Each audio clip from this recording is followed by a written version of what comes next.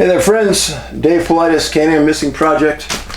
And this is the executive producer of the show, Huck L. Berry. Huck is a beauty. Oh yeah, you are a beauty. You are. You are loved by so much. Do you know how many people asked me this weekend about you? They said, where's Huck? Where's Huck? I said, oh, she doesn't fly well. She demands first class. You're a good girl. Yeah, good girl, yeah. Yeah. Oh, Dad, I like that. Yes, a good girl. Okay. Well, please watch Missing 411 National Parks. We released that in November. It's an important show to watch. If you watched it, please leave a review on Amazon. We need the reviews. On with the show. First of all, just recently back from Gatlinburg, Tennessee. One of the top 5 of the conferences in the U.S. It's huge. And Gather Up, GATHERUP, Gather Up Events, does the show. Same ones that does the cruise that I'm going to be going on in September. And they do a fantastic job. And the people there predominantly came from North Carolina, South Carolina, Georgia, Indiana, Kentucky. Those are the big states and Tennessee, of course. And friends, few times that Dave gets shocked at a conference. Well, I was shocked. Well, what do you mean, Dave? You were shocked? Well, I was in that booth from 9 in the morning till 6 at night. Actually, till 5:30 at night. And then I spoke for an hour and a half. But I probably met 400 people, 500 people that came to the booth. And what stunned me was the number of parents that came in the booth and said, Dave, I also lost a son or a daughter because they took their lives. And this led into conversations. But the numbers were astounding. I've never had that many people come and talk to me in my booth about losing a child. Honestly, it just took the wind right out of me. The numbers were bizarre. And they came from North Carolina, South Carolina, Indiana, Kentucky, Georgia. They came from everywhere. And some of the stories were absolutely horrific. And I don't make light of this at all.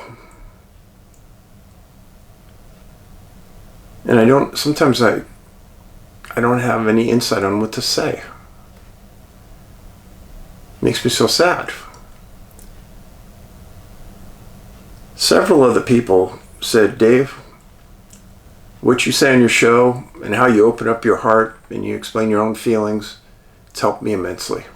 Wow. If I can help anybody, that's great.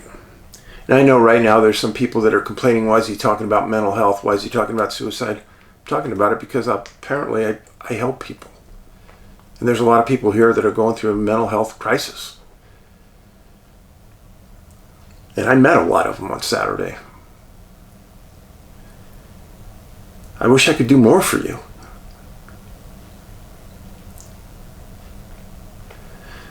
Well, then I got up and they gave me an hour and a half to talk about Sasquatch and missing people. And of course, Great Smoky Mountain National Park has a whole bunch of missing people that are suspicious that I've written about in Missing 411 Eastern United States. And it was in that very first book that I outlined these cases. And what I did is I went through and I talked about them and I got into detail on them. Specifically, I talked about the case of Dennis Martin. Dennis was with his dad and his grandpa and his brothers up at Spence Field in Great Smoky Mountain National Park when he disappeared. Before I came out with the book, myself and Scott Carpenter talked about how to approach Dennis's dad. We knew where he lived. One day we drove over to the house. I knocked on the door. He came to the door. He looked just very, very similar to what he did when his son disappeared, tall, thin. And I said, Mr. Martin, I introduced myself, and I said, I came from California to talk to you about your son. And he said, he stepped outside the door, left it open slightly, and said, Dave, I made a promise to my wife I would never talk about this case again because it's profoundly destroyed our lives. And I said, I understand. Sir, I've come from California to specifically talk to you. I probably know more about this case than anyone but you. Please just give me 5 minutes of your time. And I swear on a holy Bible, I'll swear under penalty of perjury that Scott Carpenter and I interviewed Mr. Martin at his front door on that day. The story is in my book. And we ended up talking. He gave us more than 5 minutes. And he gave me a lot of insight I never knew, that's never told anywhere. Why do I tell you this? There's so many hateful people in this world that are out to destroy anybody that's trying to do something good, trying to explain the unexplainable, trying to go the extra distance that others wouldn't and didn't. An individual came up on a YouTube channel and called me a flat-out liar that did investigative garbage. He said I never interviewed Mr. Martin. He would never talk to anybody. He went on and tried to destroy me.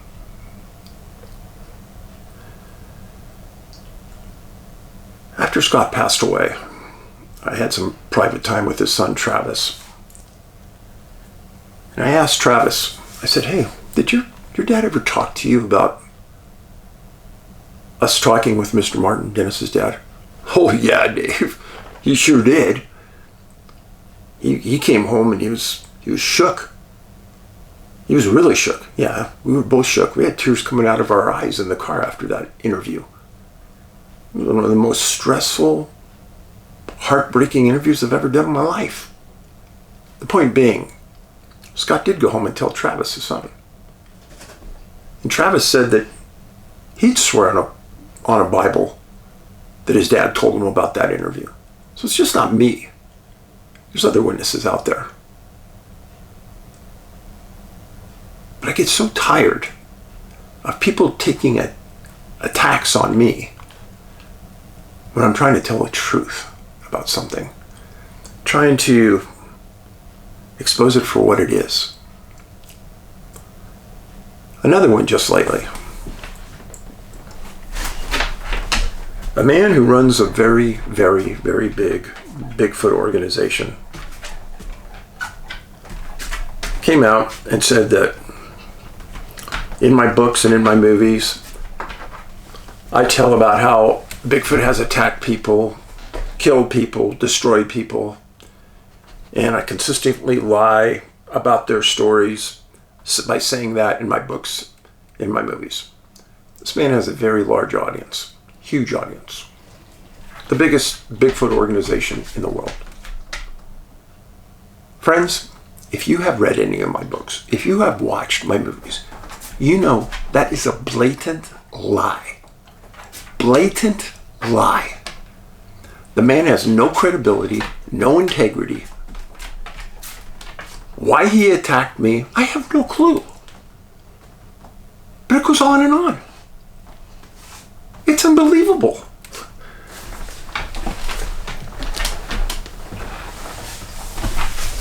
He'd probably be the one person in the world that if I ever met him, I'd like to punch him right in the face.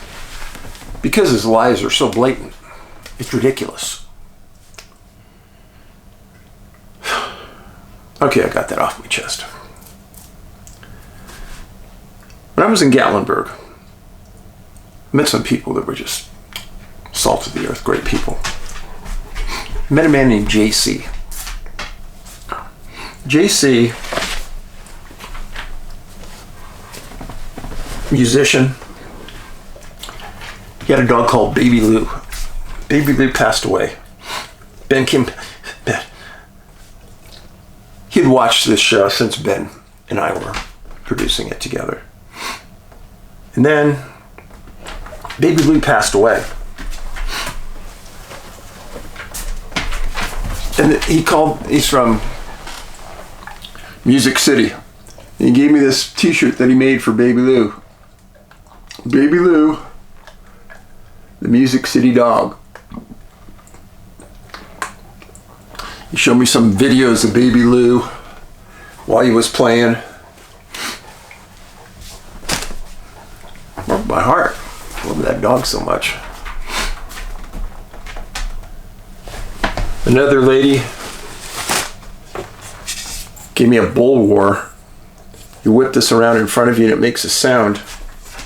Brings out spirits. Harvey and I have talked about this before. And he showed me one that you do over your head and it brings out spirits. There's more, and I'll show you more that other people gave me while I was there. But some current events I want to run by you real quick that are unbelievable. One of them is the Department of the Interior changes policy about reporting deaths and injuries in national parks. July 25th, 2026. Deaths or severe injuries that happen in national parks across the country, including Zion, will no longer be allowed to be confirmed or directly announced to the public by park staff or other Department of Interior employees. They're not going to tell you who, what, where, how somebody dies in the park. Sounds like a cover-up, but it's what it says. During a phone conversation with St. George News, Bill Wade, the executive director of the Association of National Park Rangers, said this procedure marks a shift in long-standing practice to be as transparent as possible. Well, we know that's garbage. Transparent as possible? Yeah. They won't even release reports. They won't even tell you how many people are missing in their system. No, there's no transparency. Quote, anyways, in the past, in my experience anyway, the Park Service has tried to provide accurate, truthful, and unbiased information about incidents that occur in parks as to provide as much info as we can, Wade said. But now it seems that they are being required not to do those things, he quotes. He noted that although delayed reporting was sometimes necessary so that the Park Service could notify a victim's next of kin or finish conducting an investigation, the Park Service would release pertinent info as quickly as possible, especially with issues concerning public safety. Quote, I think it could have impact on the visitors, Wade said.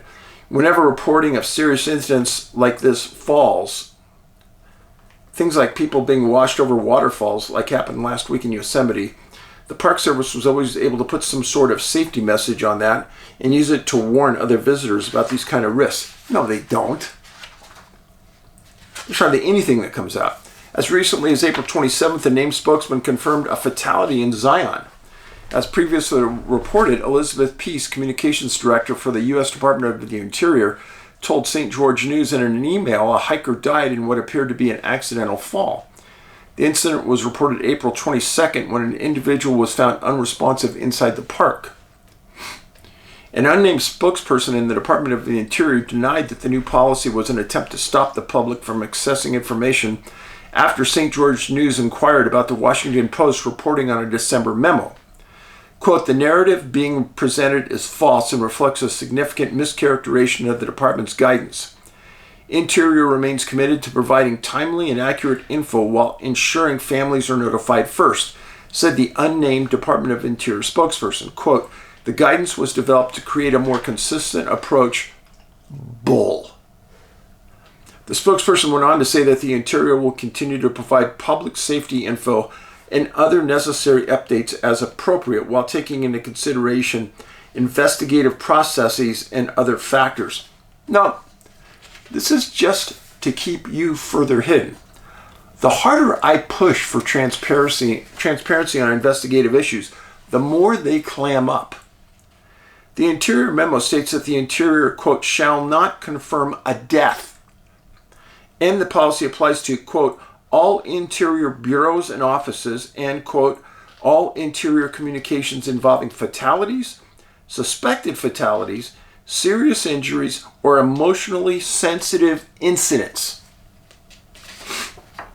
The memo continues to state Interior shall not confirm the severity of injuries and may state only that an individual was transported and the method of transport.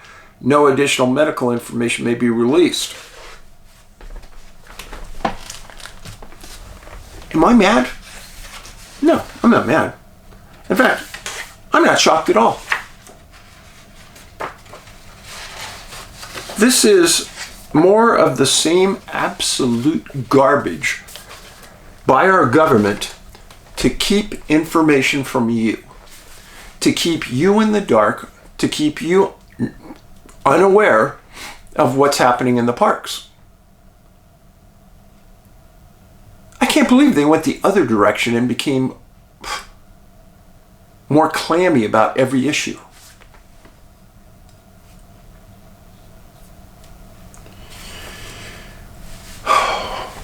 Gotta take a deep breath now. Okay. I have two cases for you. Both cases are from Siskiyou County. You might have heard of Siskiyou County before, way up in Northern California. It's a absolutely gorgeous, huge county that has a lot of very, very wild wilderness. Mount Shasta. It's just an unbelievable area with a ton of strangeness. First case I'm going to tell you about involves a lady, an interesting lady, I might say, named Lynne Siewart. This is her DMV, Department of Motor Vehicle photo. 55 years old, missing March 23rd, 2023. She's a resident of Klamath River, California, far, far northern California. 5'4", 130, blonde and brown. Siskiyou County Sheriffs have the case. Her vehicle was a blue Chevy truck. Now, as I did the background information on her, I was stunned. When you do a background check on somebody, you may find 3, 4, 5 prior addresses. Listen to this. She has prior addresses in these are all California: Fallbrook, Oceanside, Palma Valley, Carlsbad, San Clemente, San Diego, Bonsall, Valley Center. Oh, but that's not all. She also has prior addresses in Rogers, Arkansas, and Chagrin Falls, Ohio. And then she has 3 different last names. Siskiyou County lists her number 1 as Siewart, but she also has Smethurst and Stewart. The last confirmed sighting of her was on March 23rd, 2023 at the Said Valley Post Office.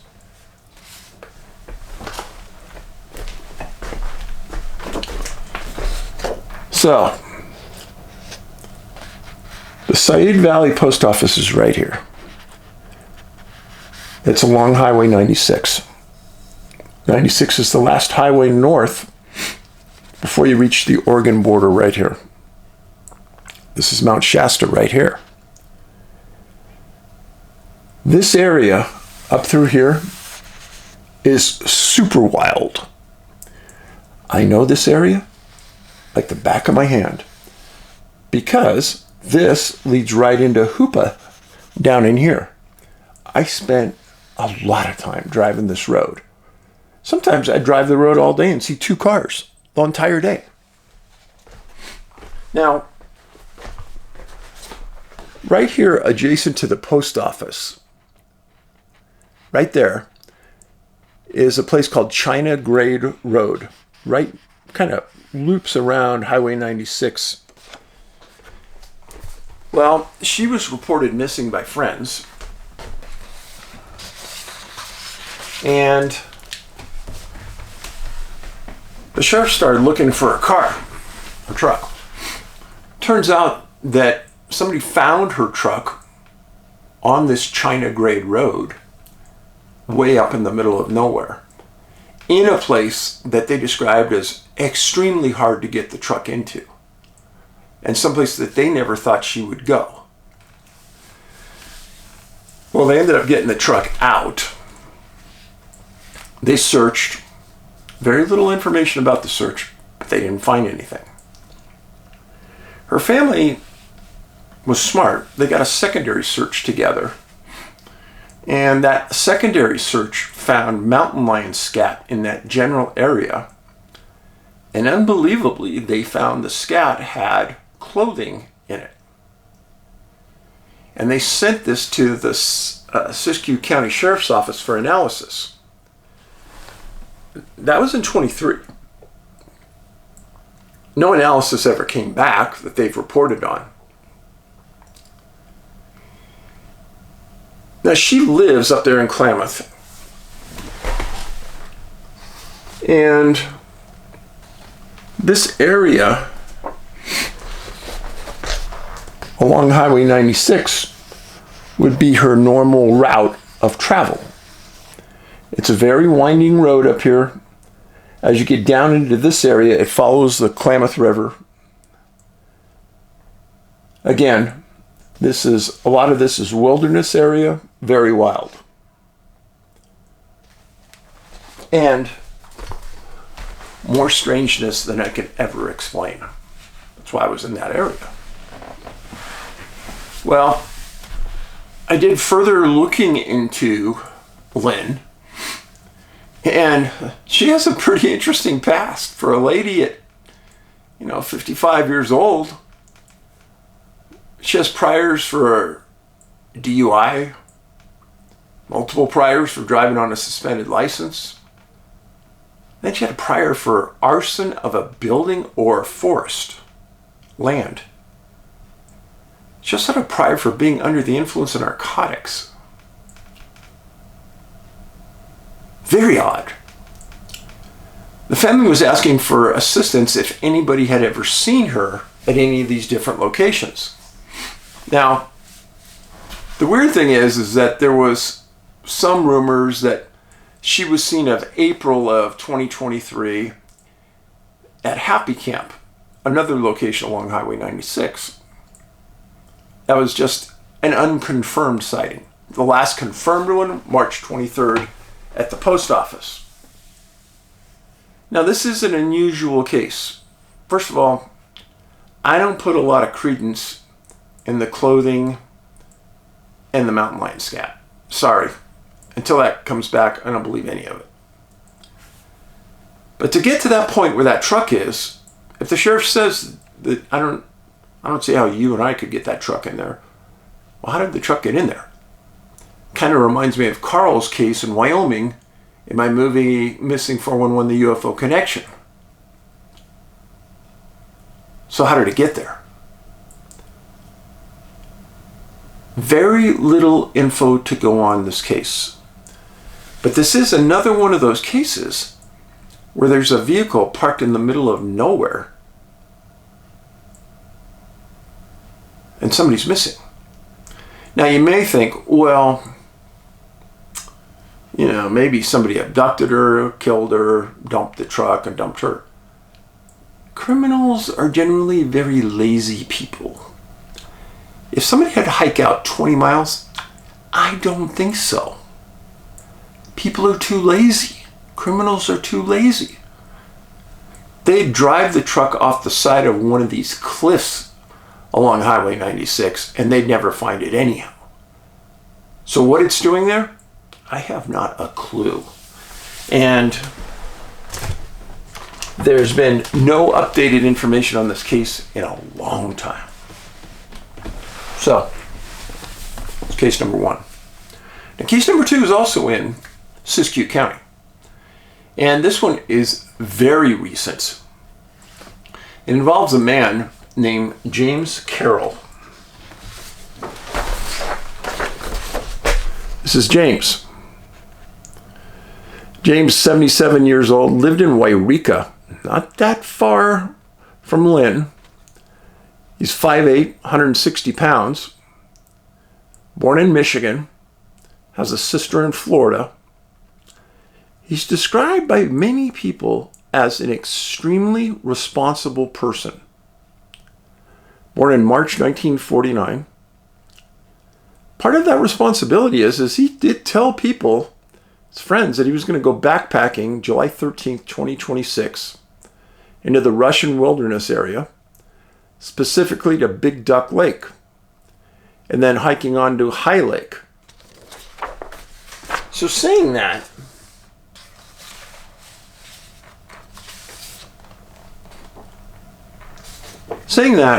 is important. Now, Highway 96, here's part of it right here, comes in right there, Scotts Bar. But so this area that he's in is right here. Not that far, but it's almost due south from where Lynne disappeared. Here's Mount Shasta right there. Weed. Big Duck Lake is in the middle of absolutely nowhere, folks. Absolutely nowhere. Now, the real key to this, I'll give you a three-dimensional look here. He was last seen at Big Duck Lake, right there. And if you could tell, it kind of sits in a bowl. Well, he's going to hike out and up, and I'm talking up, up, up, up, and then he's going to end up here. Now, friends, it may be 1 mile to 2 miles, air miles, but to get to this point is a brutal hike. I mean, I wouldn't want to do it unless I was in really good shape. Now, one of the things that his friend said is that he had a really bad hip. And he complained about it all the time. Well, on July 14th, they found a witness in the area of Big Duck Lake that saw Jim saying that he was going to go up to the High Lake and complaining about his hip. I don't get it. I don't get it. Now, I can guarantee to you that if he got to High Lake, it was absolutely stunningly beautiful. When he didn't come out on the 18th, his friends reported him missing on the 19th. The next day, Siskiyou County sent a patrol vehicle out, and they found his vehicle parked at the Duck Lake trailhead.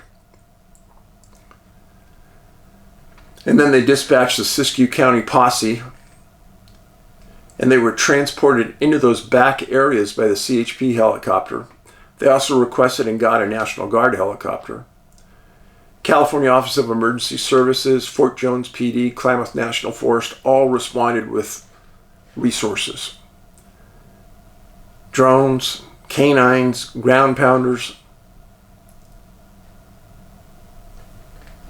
Again, that's an unbelievably brutal hike.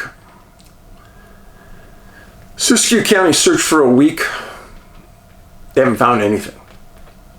They haven't said that they've given up. But the Civil Air Patrol is still on the case. CHP has backed off. The area is very wild. My question is, how did the Siskiyou County posse, get permission to land a helicopter in a wilderness area? And you say, well, Dave, they just go out and do it. No. If one government agency landed in an area without permission, like a wilderness area, that other agency would sue them. Yeah, government agency would sue another one. They would do it. In wilderness areas, you can't land helicopters, you can't have motor vehicles, you can't have motorcycles, you can't have bikes. Horses and feet are it. So, somehow or another, they got the permission. But it's bizarre because I know 10 other cases where they never got permission to go in wilderness areas like that. Now, he lived in Wairika since 1990. So he's been in this general area for a long time. My guess is that he's known of this for a long time, did a lot of research, etc. I'm hoping that he's okay. But I can't believe that they've searched for a week and they have found nothing. It doesn't make a lot of sense. Because if he did get up to that high lake area, there's almost no timber up there for cover. You're out in the open. So I don't get it. Very strange. But he did a lot of things right. Told his friends where he was going. Told his friends when he would get out. Told his friends to call search and rescue if he didn't get out. Perfect. Perfect. And searchers got there, found his car. They knew where to go. The only thing I would say, if it was you, you carry a personal locator beacon. And if you don't have the ability to get out, you activate your beacon. They will find you within 10 feet. So, Siskiyou County, lots and lots of strangeness. I've spent a lot of time in that area. I climbed Mount Shasta. Spent a day looking down on that county. It's a very strange place. Very strange. And a lot of danger up there. Well, what do you mean, Dave? Well, that's an area that is known to have tons of marijuana growers in the wild. I have run into suspected marijuana growers when I was up there, and they scared the heck out of me because I was on a known forest trail, surrounded by 3 guys with guns, said, hey, don't come back here. Okay. They could have killed me right there. I left. I got a hold of the sheriff and I told him, and he said, guaranteed the next day we're going to send 10 deputies back there and see what's going on. I was leaving the next day, but it scared the crap out of me. So I was trying to think about who I was going to shoot first if someone started shooting. Scary. It was very scary. If it was a lady up there alone, I'm afraid what they would have done to her. Really. So, yeah, a lot of marijuana grows up there. A lot of meth labs up there. Dangerous area. Now, one thing everybody said at Gatlinburg is keep talking about kindness. Keep talking about mental health. And friends, kindness is key. It doesn't cost us anything to be kind. It doesn't cost us anything to be honest. Don't lead anybody on. Don't say you're going to do something and don't do it.